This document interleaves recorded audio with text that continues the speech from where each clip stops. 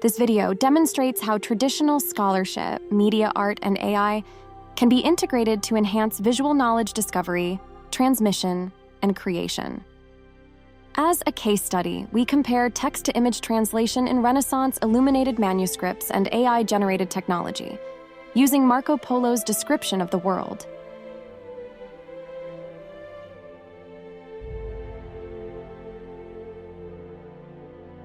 We'd like to begin by offering you some contextual information about Marco Polo's book. The famed book titled The Description of the World was co-authored by Marco Polo and Rusticalo da Pisa when they were held captive in Palazzo della Fontanella in Genoa.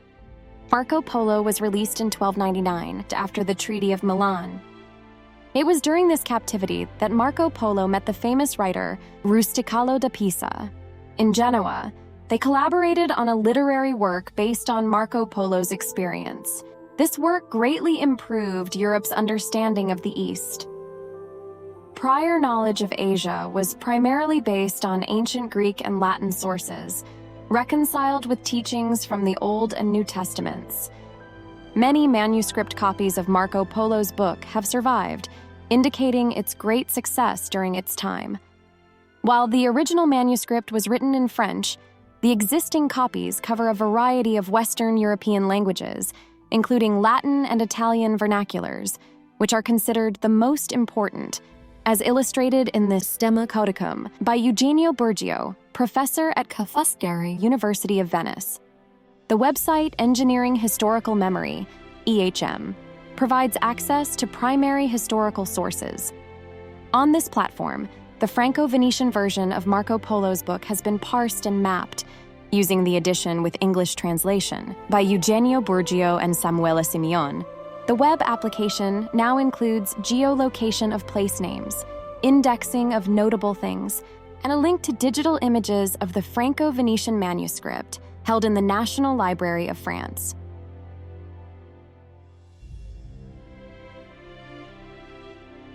As discussed, the narratives of Marco Polo's experiences became a text with the help of Rusticalo da Pisa at the end of the 13th century. During the 15th and 16th centuries, famous artists used their skills and knowledge to visualize Marco Polo's narratives and depict them in 4 large and splendid illuminated manuscripts, standing out from a number of other more modest pictorial programs. According to Deborah Higgs Strickland, professor at the University of Glasgow, images in illuminated manuscripts do not simply reflect the texts they accompany, but may complement, contradict, augment, diminish, or even ignore them. In addition, the responsibility of conceiving and executing the text-to-image relationship lies in the hands of not only the medieval artists, but also the authors, patrons' agents, and/or a combination of these. Today, we challenged AI generative software in a similar process, which relies on contextual data to interpret text and generate images. Let's explore this further. In the last few years, there has been a significant advancement in artificial neural networks for automatic image generation. This new generation of diffusion models like DALL-E and Midjourney has surpassed previous techniques based on variational autoencoders and generative adversarial networks. These models can now accept users' instructions and create images that are either photorealistic or in various artistic styles. To explore this pioneering field of knowledge, NTU Professor of Digital Humanities, Andrea Nanetti, in collaboration with Professor Li Boyang, who works on computational narrative intelligence, multimodal machine learning, and generative AI, led a project in which students integrated traditional scholarship, media art, and AI to visualize Marco Polo's text in the course titled Visualization of Cultural Heritage, sponsored by the NTU President's Office COIL grant. Drawing upon insights from the course, this video presents 4 notable examples, all of which are indigenous to Asia: the Lugu Bridge, the Southeast Asian Rhino, the Mongolian Paisas, and the palaces of the Yuan dynasty. For each, we highlight Marco Polo's description, along with the corresponding visual depictions found in medieval manuscripts and the contemporary interpretations generated by AI.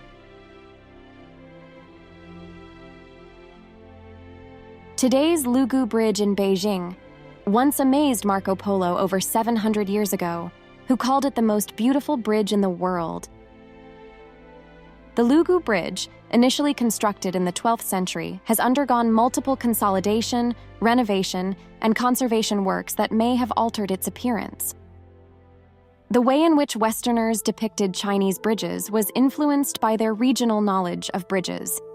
Renaissance illuminated manuscripts record how artists interpreted the descriptions of Marco Polo in the 15th and 16th centuries.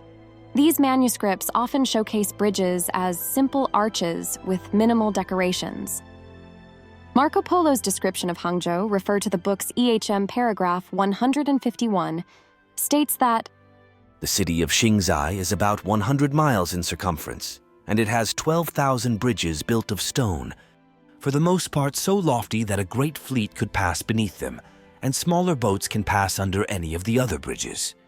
No one should be surprised that there are so many bridges, because I can tell you that the entire city rises from the water and is surrounded by water, making it necessary to have many bridges so that people can get to all the different parts of town.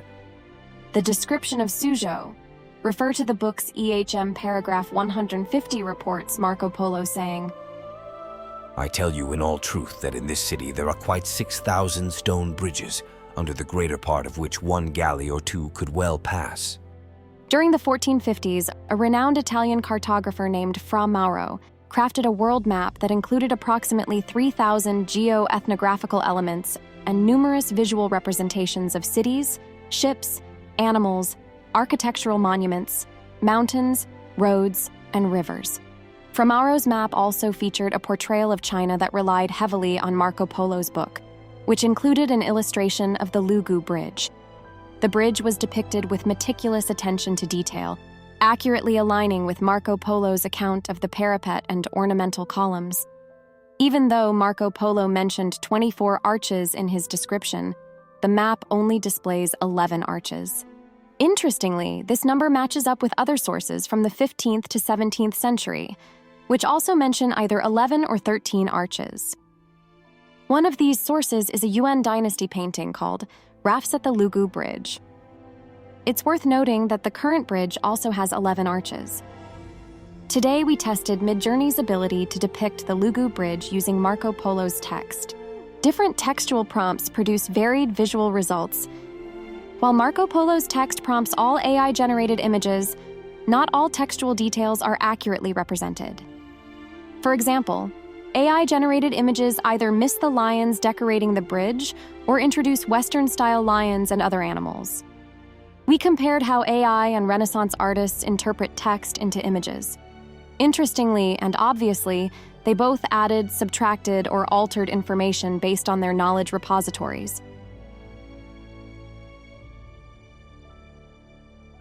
On his return journey from China to Venice, Marco Polo called by today's Sumatra, the description of the world records Marco Polo's encounter with the legendary unicorns.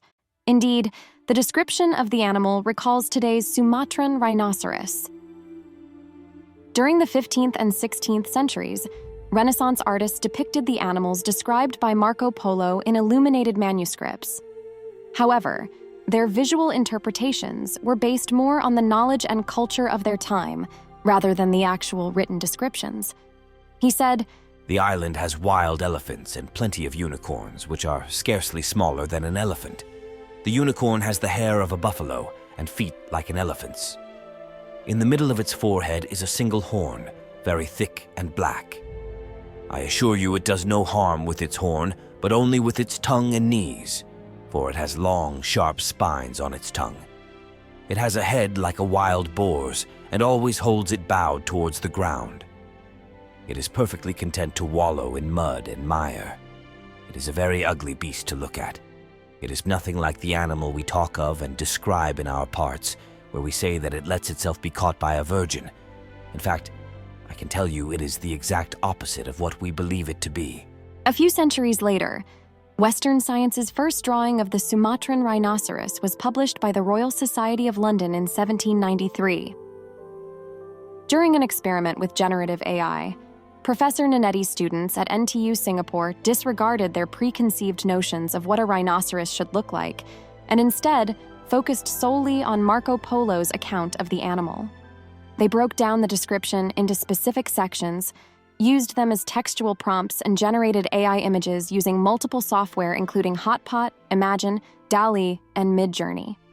Then, they collaged these images' details of different body parts to visualize Marco Polo's description. Certainly, these AI-generated collaged visual representations are nowhere close to the Sumatran rhinoceros. However, the process of setting aside our knowledge about rhinoceros allows us to empathize with the Renaissance artists, who illuminated manuscripts with no prior understanding of this Southeast Asian creature. In Marco Polo's description of the world, he mentions paisas in several places. Paisas were metal badges that were carried by high-ranking officials and nobles in the Mongol Empire. They were used to demand goods and services from the civilian population. When the Polos were getting ready to leave China, they received paisas from the Great Khan. On their way back, other authorities also gave them paisas. The medieval illuminated manuscripts provide insight into how artists interpreted these artifacts. Professor Strickland argued that in order to meet the expectations of the aristocratic patrons, the artists had to translate concepts unfamiliar to Western readers into visual forms, in such a way that retained narrative coherence as well as high entertainment value. Professor Nanetti's students experimented AI to create 3D models of paisas based on Marco Polo's text. According to Marco Polo, some of the tablets bore the portrait of a gerfalcon, or the head of a lion, and were all inscribed with these words: "By the might of the great God and of the great grace he has granted to our emperor, blessed be the name of the Khan, and death and destruction to all those who do not obey him." Students first tested CornLP, Pop AI, and Google Bard to summarize and annotate primary and secondary literature, to understand the measurements of paisas, including its weight, size, materials, and designs. However, effective information organization in visual flowcharts or diagrams still requires traditional scholarship methods. Subsequently, the NTU students prepared sketches of paisas based on existing paisas from museum collections and AI-generated images using OpenAI, DALL-E, and Midjourney. Finally, they recreated the 3D models of paisas on the animation software Maya, offering a potential visual representation of the Mongol passport in Marco Polo's time. This research process combined traditional methodologies with AI-powered tools for the study of historical artifacts. While traditional scholarship remains essential, AI can serve as a source of new insights and discussion for the advancement of learning.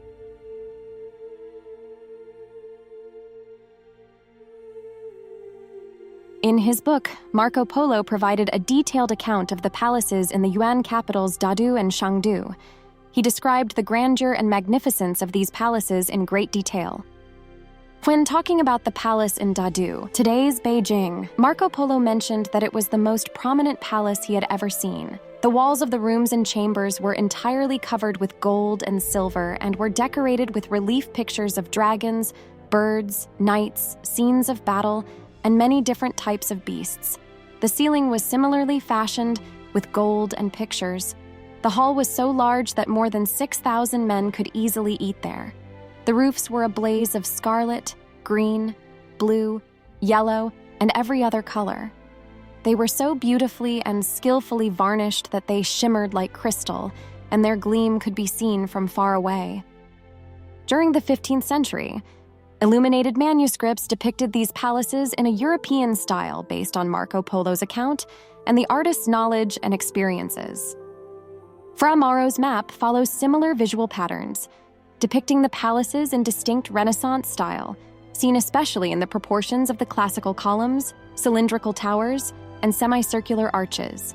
While there are hardly any remains of the Yuan palaces today, one may find a visual representation in the 13th century Chinese painting, Episodes from the Career of a Yuan Official.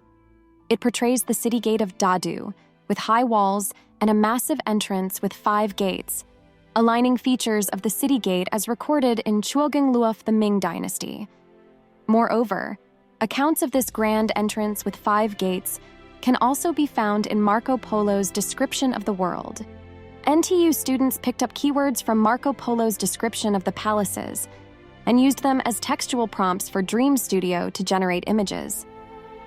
The experiment also involved using Photoshop AI to expand the canvas and to clean up certain details, like crooked walls, missing pillars, or non-realistic areas. Students conducted a comprehensive study of the architectural styles of the Yuan dynasty by reviewing literature and conducting iconographic research. Subsequently, they created 3D models of the imperial palaces and gardens, which can be explored from a first-person perspective using mobile devices.